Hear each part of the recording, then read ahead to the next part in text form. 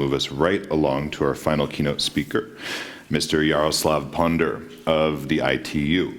Again, international organizations and the norm setting that they can support is a critical part of this discussion, and we're really grateful for ITU's foundational support to this event from the beginning last year at the summit. Jaroslaw, I welcome you to the stage.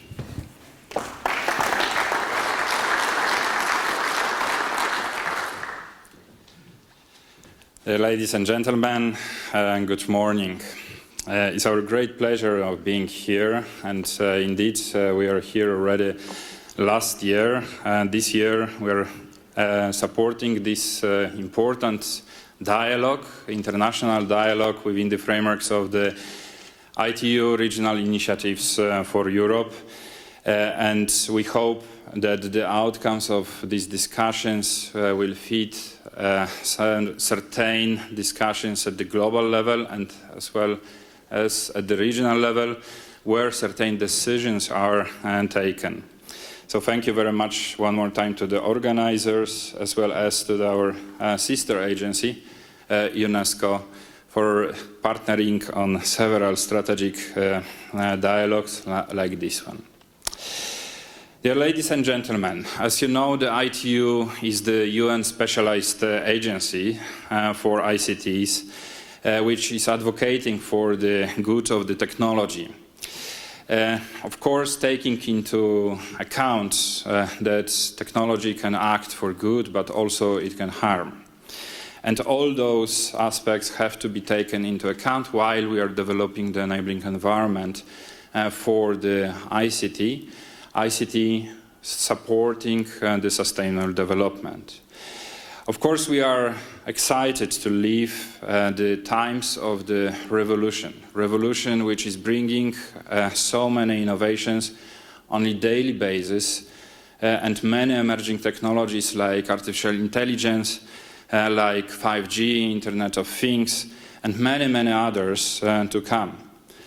When we are sitting here just now, the 193 member states are debating the future of the 5G in the Sharm el-Sheikh, making sure that the growth of the 5G technologies being the fundamental basis of the information society and digital society in the future can grow fast and the innovation can be nurtured and fostered.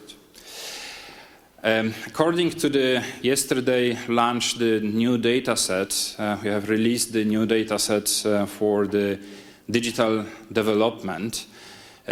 We know now that we crossed the line. More than 50% of the population of the globe are the active users of the internet. These are the 4.1 billion of the people, but there is still a gap to be closed and to connect those who are unconnected and maybe those who will be adopting the technologies like artificial intelligence, Internet of Things faster, but also in the different pathway. Being confronted much more to the risks and the challenges which in the developed economies are handled much easier and straightforward. So that's why we need to focus much more into this, and this growth is exponentially. And the growth rate of the mobile penetration rate of the active users is growing with the path of the 18% on the yearly basis since 2005, and this will continue in the future, taking into account the number of the connected devices. Not only being connected, but also being the very good contributor to the data sets, so crucial to the artificial intelligence business models. Therefore, this discussion which we are holding today is so instrumental to all of us. And we are very grateful for bringing so many high-level experts to debate this, and as I mentioned, to put forward the conclusions and to the different forums which can make the decisions. Of course, building the trust and confidence in the use of the existing and new ICTs paradigms is crucial in ensuring that the all world's people enjoy the online experience as well as in enabling social and economic development for all nations. ITU strongly believes in the cross-sector collaboration and also multi-stakeholder approach. As we know, the AI, IoT and the 5G is not any further the silo discussion about the ICT sector. It's discussion engaging the new stakeholders who are not that maybe up to the speed with the discussions which are holding here, and we need to make them aware of that. So that's why moving to the horizontal approach of the discussion, on the one hand it makes this much more colorful, but on the other hand provides the new dimensions which we have to handle, and having those people on board for that. So that's why the ITU as the platform, bringing together 193 member states, 900 sector members, academia and the others, strongly believes that this type of the collaboration should continue in the future in that way. Of course, the ITU is very strongly attached to the discussion on building the confidence in use of the ICTs. Since 2005, we are leading the discussion at the UN level on the cybersecurity under the UN process called World Summit on the Information Society, where we are bringing several partners and several stakeholders, like the Institute, like the private sector stakeholders, and to interact together and to submit the conclusions to the relevant decision-making bodies. We are very active in providing the support to the countries, making sure that they are building the solid foundations for preparedness to any kind of potential risks, and preparedness for creating an enabling environment which is up to the speed of the technology's revolution. We are doing the assessments of the computer incident responses we did this in almost 80 countries so far. We are implementing the CERTs in the countries, establishing them and helping the countries in powering their infrastructure in terms of the cybersecurity. Of course, we are believing that building the human capacity is very instrumental. That's why we're bringing also the cyber experts together in order to interact and to build the community and to facilitate their work. We are holding the cyber drills where at the technical level, not political level, but the technical level, and the teams can interact, create direct links, and to ensure that the cyber world is becoming more secure. Of course, to support the countries, important is to have the evidence where we stand. And this is the reason why the Global Cybersecurity Index, launched by the ITU a few years back, is so important, not as the putting the countries in the ranking, but to provide them the tool to see where they stand against the others and how much of the progress they do on the annual basis, and to treat this as the reference point in the journey of being even more digital as we are currently. Currently, we are very thankful to the stakeholders and 150 member states who participated in this effort, and this effort continues in bringing us into the future. Of course, the ITU is also the standard-making body. The standardization, and many of speakers speaking before me were mentioning that without global understanding on certain issues, without global standards, we cannot go far. We can go fast, but not far enough. So therefore, we believe that our platform can provide the specific value for those who are working on the technologies on a daily basis and who are contributing also to those technical standards focusing on the cybersecurity and building the confidence in the use of the ICTs. Over 200 standards currently are developed in the multi-stakeholder approach, and we hope that the number of those will increase.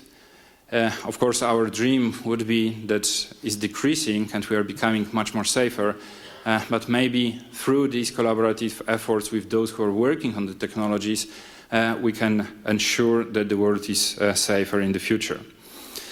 Discussing the emerging technologies is one of the important components of our action.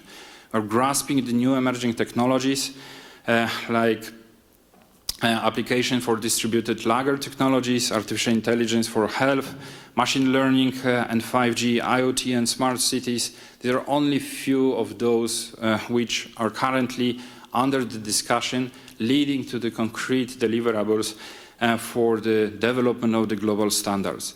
Among those, artificial intelligence, of course, is the subject. And taking a look at in the room, I see many familiar faces who are visiting already on the annual basis the Artificial Intelligence Summit for Good, AI for Good Global Summit, which is the platform for all environment and all ecosystem to meet together, to exchange, but more importantly, to identify the challenges which can be addressed by the technology to provide the solution. To provide the solution to accelerate the achievement of the Sustainable Development Goals. And we have many of those, and targets, as you know, are more than the goals. So there is a lot of things which have to be done with the appropriate impact, and they cannot be done without the innovation brought through the startups, SMEs, and those who are on the daily basis are working on the solutions. Of course, this work in the cyber world cannot be done by one.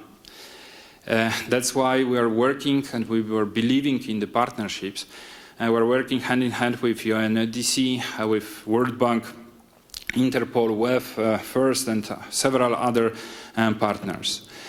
Regulation is important in terms of the discussion of the accountability is, of course, instrumental. Many of those who hear the word regulation, they are paralyzed. It means no innovation. But when you're speaking with the regulators, in fact, the perception is different. They're eager to see what should be the level of regulating the markets and putting certain regulatory remedies in order not to stop the innovation, but just to answer to the needs of the market dynamics. This is the reason why we are so happy to have on the annual basis more than 140 regulators, heads of the regulators in the Global Symposium for Regulators, discussing among the normal traditional business of the telecom also those emerging trends like protection of the customers, the security on the networks, security of the users. So in conclusion, please let me reiterate our commitment to the fate of work on the building confidence and security in the use of ICTs. That is the global issue that requires the global dialogue. No single entity or organization can address the whole range of current and emerging challenges, and ITU is committed to working with all. And to work with all, not only to address the challenges of those who are doing well, but also this part of the population is very vulnerable for any kind of the risks. And saying this, I'm talking about the children, young people who innocently are living digital age, but putting a lot of trust on this what is provided to them. And this is something what led also to the discussion at the recently held Plenipotentiary Conference of the ITU in Dubai, requesting for developing and updating the global guidelines for the child owner protection, protecting young people and the children online. This work is going on, and we hope to see the piloting of those revised guidelines soon, which are developed multi-stakeholder approach. And so those who are interested, we are inviting you to take a look at this. Before closing, and as a final step, as message, as I mentioned, I'm representing the regional office of the ITU, focusing on Europe, on 46 countries of Europe. We're a very diversified region in terms of the dialogue on certain issues, but also in terms of the development. So we are encouraging all of you also to bring those issues which we are discussing today to the discussions at the regional level, that they can be put forward as the inspiration also for those who are dealing with these issues at the national level, to have better understanding in the future. We are having several activities in this region, but one principle for us is very important: not to duplicate, but build the synergies between the ongoing efforts in European context and this what is happening in the region. So thank you very much for your attention. As I mentioned, I encourage you all also to bring this issue to the upcoming World Summit on the Information Society Forum, which will be held next year in April, and to see how we can also engage the other stakeholders into this very good discussion on accountability. So thank you very much for this, and thank you very much to the Institute, as well as to all partners for supporting this important event. Thank you very much.